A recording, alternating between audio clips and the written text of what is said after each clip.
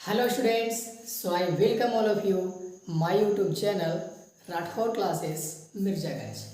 जैसा कि हमने पिछले लेक्चर में म्यूटेशन के बारे में पढ़ा। किसके बारे में? म्यूटेशन के बारे में। उसको हिंदी में क्या बोलते हैं? उत्परिवर्तन बोलते हैं। शायद हम जिस दिन पढ़ाए उसी दिन या उसके कल होके आप लोग का सेंटअप एग्ज़ाम था। क्लास 12 का सेंटअप एग्ज़ाम हो रहा होगा आपके स्कूल में, तो उसमें इस क्वेश्चन को पूछा गया। इसके बारे में, म्यूटेशन के बारे में। तो हमको क्वेश्चन देखकर बहुत ही अच्छा लगा। बहुत ही अच्छा सवाल था, हार्ड भी था, ऐसा नहीं है कि सब आसान ही था, कुछ कुछ मिक्सिंग भी था। लेकिन हाँ, जितना टॉपिक हम कवर किए, जितना पढ़ा चुके हैं, 4 चैप्टर जो पढ़ा है, रिप्रोडक्शन पूरा, और ये जो 5वां चल रहा है, तो जो भी पढ़ा है उससे भी क्वेश्चन आया है। और जो पढ़ा है उसी से हल्का क्वेश्चन आया, उससे भारी क्वेश्चन नहीं आया है। और ज़्यादातर क्वेश्चन 6 चैप्टर से था, तो कोई बात नहीं। इसके बाद तो 6 चैप्टर ये स्टार्ट करेंगे, तो दिक्कत लेने की बात नहीं है, कोई टेंशन की बात नहीं है। तो आज हमारा रहेगा जेनेटिक डिसऑर्डर के बारे में। आज हम क्या डिस्कस करेंगे? जेनेटिक डिसऑर्डर के बारे में। तो चलिए बिना देरी के जेनेटिक डिसऑर्डर के बारे में पढ़ते हैं। पहले देखते हैं कि जेनेटिक डिसऑर्डर, इसके बारे में पता करेंगे कि ये कैसे डेवलप होता है। जेनेटिक डिसऑर्डर ये क्या होता है, इसका डिफिनेशन क्या होता है, जेनेटिक डिसऑर्डर होता कैसे है, इसे ठीक भी किया जा सकता है या जेनेटिक डिसऑर्डर होने पर मृत्यु ही हो जाती है। ठीक है, तो इस सब के बारे में बात करेंगे। जेनेटिक डिसऑर्डर को हिंदी में बोलते हैं अनुवांशिक विकार। कैसा विकार? अनुवांशिक विकार। जैसा कि नाम से ही पता चल रहा होगा, अनुवांशिक विकार, इसका मतलब क्या हुआ? जो डिसऑर्डर इनहेरिटेड हो, वैसा डिसऑर्डर जो इनहेरिटेड हो, यानी कि इनहेरिटेड कहने का मतलब क्या हुआ? वंशागत हो। वैसा डिसऑर्डर जो वंशागत हो। वंशागत जो डिसऑर्डर एक पीढ़ी से दूसरे पीढ़ी में संतान में जाए, मतलब पिता से कहाँ जाए? संतान में जाए, उसके बच्चे में जाए, ये वंशागत है। कैसा रोग है? वंशागत रोग है। इसी को तो बोल रहे हैं अनुवांशिक विकार। क्या बोल रहे हैं? अनुवांशिक विकार। तो यहाँ पर डिसऑर्डर का मतलब विकार बोलो या रोग बोलो, ठीक है, या डिजीज़ भी यूज किया जा सकता है, यहाँ पर कोई दिक्कत नहीं है। तो आपके सिलेबस में, 12th के सिलेबस में या आपके एनसीईआरटी बुक में जेनेटिक डिसऑर्डर मेनली 2 भागों में बांटा गया है मोटे मोटे तौर पर। एक है मेंडेलियन डिसऑर्डर और दूसरा है क्रोमोसोमल डिसऑर्डर। एक को हिंदी में कहते हैं मेंडेलियन विकार और दूसरे को गुणसूत्रीय विकार। तो चलिए स्टार्ट करते हैं।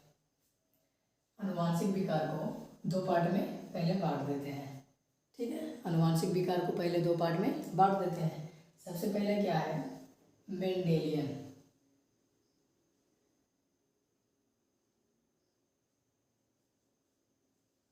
चलो इंग्लिश में लिख देते हैं, हिंदी में क्या करेगा लिख।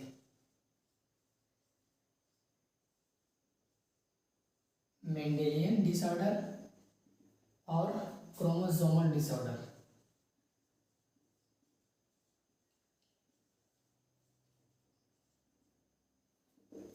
सबसे पहले अनुवांशिक विकार को यानी कि जेनेटिक डिसऑर्डर को 2 पार्ट में बांटा गया है। कौन कौन? मेंडेलियन डिसऑर्डर और क्रोमोसोमल डिसऑर्डर।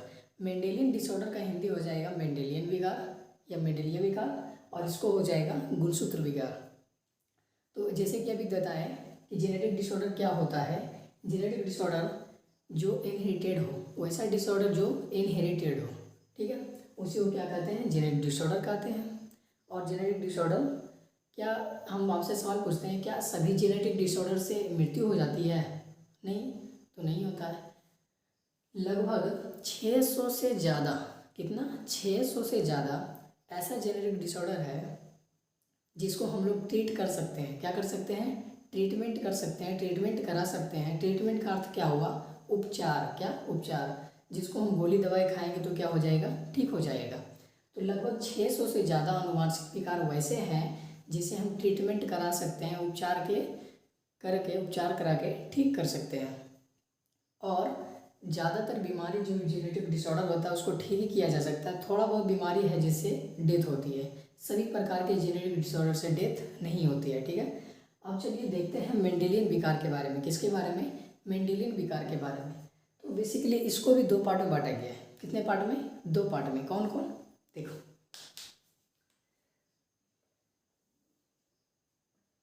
एक है ऑटोसोमल और दूसरा है सेक्स लिंक्ड रिसेसिव। कौन कौन सा? ऑटोसोमल रिसेसिव और सेक्स लिंक्ड रिसेसिव। कौन कौन? ऑटोसोमल रिसेसिव और सेक्स लिंक्ड रिसेसिव। इसका मतलब क्या हुआ? इसके पहले जो भी या शायद तीसरे चौथे लेक्चर में हमने पढ़ाया कि ऑटोसोमल क्रोमोसोम क्या होते हैं, सेक्स लिंक क्रोमोसोम क्या होते हैं, बता चुके हैं। ऑटोसोम की संख्या, ऑलोसोम की संख्या, ऐसा बताया ना, बताया है। तो जो 22 जोड़ा होता है उसको ऑटोसोम बोलते थे, और जो 23वां जोड़ा होता था स्पेशली उसको सेक्स क्रोमोसोम बोला जाता था। तो अगर 22 जो क्रोमोसोम है उसमें कुछ छेड़छाड़ हो, उसमें उससे रिलेटेड कुछ रोग हो, तो ऑटोसोमल में आ जाएगा। किस में आ जाएगा? ऑटोसोमल में आ जाएगा।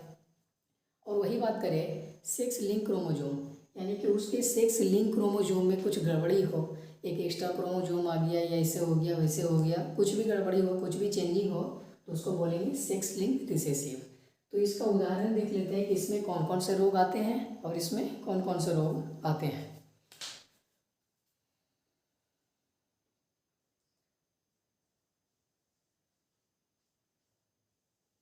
पहला हो जाएगा थैलेसीमिया। क्या हो जाएगा? थैलेसीमिया। फिर हो जाएगा दूसरा sickle cell anaemia. Sickle cell sickle cell anaemia, ठीक है। और हो जाएगा फिनाइल कीटोनुरिया।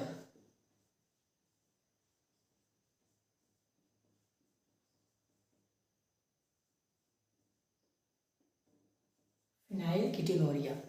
तो ऑटोसोमल रिसेसिव में 3 रोग आ जाएंगे। कितने डिजीज आ जाएंगे? 3 डिजीज। कौन कौन से?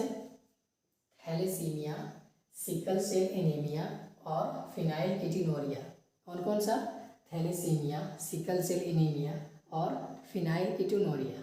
और यही बात करें सेक्स लिंक्ड रिसेसिव में, तो इसमें 2 रोग आ जाएगा।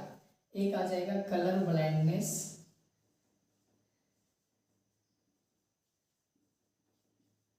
और दूसरा आ जाएगा हीमोफीलिया। क्या क्या आ जाएगा? एक कलर ब्लाइंडनेस और दूसरा हीमोफीलिया। तो मेंडेलियन डिसऑर्डर में आपके इतना ही पढ़ना है। इस सबको डिटेल से जाएगा। क्या? सबको डिटेल से पढ़ना है, सबके बारे में बहुत ही डिटेल से पढ़ना है। अब बात करते हैं क्रोमोसोमल डिसऑर्डर की। किसकी? क्रोमोसोमल डिसऑर्डर की। तो बात करते हैं क्रोमोसोमल डिसऑर्डर होता क्या है। क्या क्रोमोसोमल डिसऑर्डर क्या होता है? नाम से पता चल रहा है क्रोमोसोमल डिसऑर्डर, यानी कि इसको हिंदी बोलते हैं गुणसूत्रीय विकार। तो गुणसूत्रीय विकार कैसे होगा?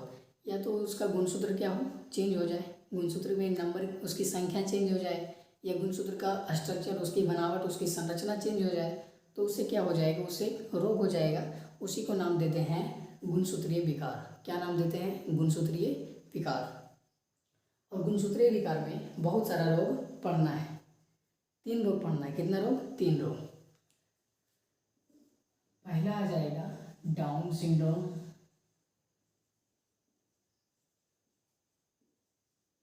दूसरा आ जाएगा क्लाइन फेल्टर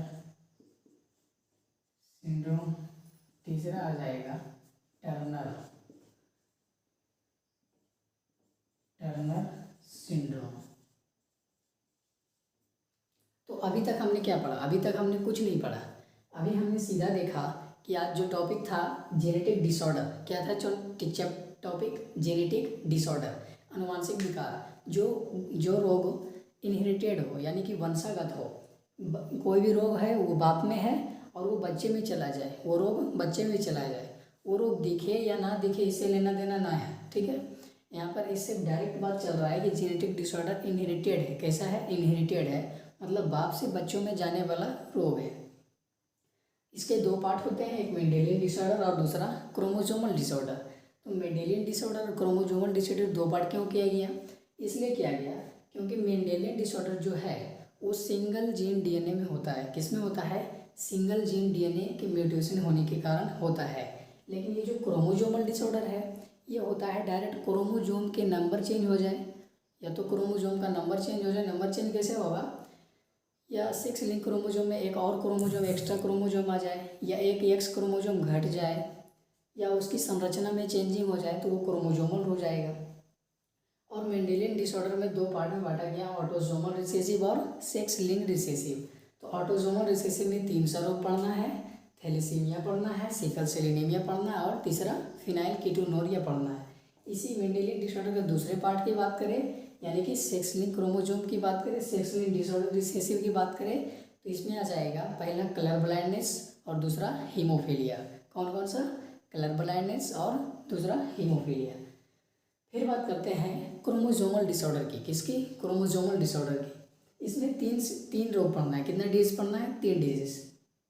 पहला है डाउन सिंड्रोम, दूसरा है क्लाइनफेल्टर सिंड्रोम और तीसरा है टर्नर सिंड्रोम। ठीक है, जैसे कि शुरू में ही बताया कि लगभग 600 से ज़्यादा ऐसा जेनेटिक डिसऑर्डर होते हैं जिसका हम लोग ट्रीट करा सकते हैं। क्या कर सकते हैं? ट्रीटमेंट करा सकते हैं, उसका उपचार किया जा सकता है। लेकिन बता दें कि हर एक 50 आदमी में से एक आदमी, कितना? हर एक 50 आदमी, मान लो 50 आदमी का झुंड है, क्या है? 50 आदमी का एक झुंड है, तो उसमें से एक आदमी को अगर जो रोग होगा तो वो कौन सा वाला होगा? वो मेंडेलियन वाला होगा। कैसा वाला होगा? मेंडेलियन वाला, यानी कि सिंगल जीन ऑफ डीएनए होगा। क्या होगा? सिंगल डीएनए जीन होगा, उसी है डीएनए बोलो या उसी में तो जीन होता है। ठीक है, तो सिंगल जीन की बात कर रहे हैं। किसकी? सिंगल जीन की। तो सिंगल जीन म्यूटेशन होगा तो मेंडेलियन डिसऑर्डर होगा। ऐसा देखा गया है 50 लोगों में से एक लोगों को यही वाला रोग होता है, मेंडेलियन डिसऑर्डर। और वही बात करें इसकी क्रोमोसोमल डिसऑर्डर की, तो ये 263, कितना? ये 50 में से एक आदमी को होता है और ये 263 में से एक आदमी को होता है। तो कौन बहुत ज़्यादा फैलता है? ये ज़्यादा फैलता है, यही ज़्यादा होता है। 50 आदमी में से एक को हो जाता है और ये 200 आदमी से 263 आदमी में एक व्यक्ति को होता है। तो ये कम ही होता है, ज़्यादातर यही बीमारी होती है। ठीक है, फिर अब देखा जाए कि सबसे पहले जेनेटिक डिसऑर्डर का डेवलप कैसे हुआ, कैसे इसके बारे में पता लगाया गया। ठीक है, तो बात करते हैं सन 1910 ईस्वी की। लगभग सन 1910 ईस्वी में एक पेशेंट आया। क्या था? एक पेशेंट था जो एक रोग से ग्रसित था। कैसे था? एक रोग से ग्रसित था। उसको कौन सा रोग था? उसको था सिकल सेल एनीमिया। कौन सा रोग? सिकल सेल एनीमिया का वो पेशेंट था। और इसके बारे में पता कैसे लगाया गया? पता लगाया गया कैसे? ट्रेस करके। कैसे? ट्रेस करके उसका जेनेटिक ट्री निकाला। क्या निकाला? जेनेटिक ट्री निकाला, मतलब उसका पूरा पीढ़ी के बारे में जानकारी प्राप्त किया और देखा तो इस रोग के बारे में नाम दिया गया। ठीक है, तो जो रोग धीरे धीरे फैले, जो रोग धीरे धीरे जिसके बारे में पता चले, जो रोग धीरे धीरे हो, उसी को मेंडेलियन बोलेंगे। क्या बोलेंगे? मेंडेलियन। और जो अचानक से हो जाए, रैंडमली हो जाए, तुरंत पता नहीं चला, तो इसके बारे में फैमिली ट्री तो नहीं बना सकते हैं इसको, क्योंकि ये अचानक सा हो गया है और इसमें धीरे धीरे होता है तो पता चल पाता है और इसमें पता नहीं चल पाता है। तो बेसिकली आज हमने जेनेटिक डिसऑर्डर के बारे में पढ़ा और जाना कि जेनेटिक डिसऑर्डर क्या होता है और ये कितने पार्ट में बटे होते हैं और इनमें कौन कौन से रोग आते हैं। सभी रोग का नाम के बारे में जाने। तो मिलते हैं अगले वीडियो में, तब तक के लिए धन्यवाद। अगले वीडियो में हम लोग क्या पढ़ेंगे, इस सब का डिटेल पढ़ेंगे। ये इसमें 3 रोग बताए, इसमें 2 3 2 5, इसमें 3 8।